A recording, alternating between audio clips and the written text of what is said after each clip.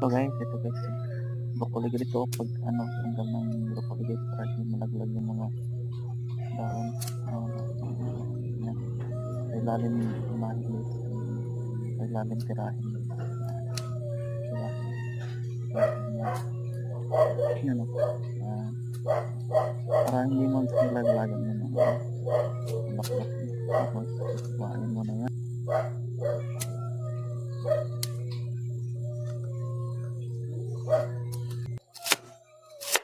Iwa ko rin yan guys kasi nakain mo. Uluan mo lang yan yung sa mainit na tubig para lumambot. Ganyan ko iwa ng broccoli guys. Tapos iwa na rin ako dyan ng carrots. Yan o. Iwa na rin ako ng carrots. And din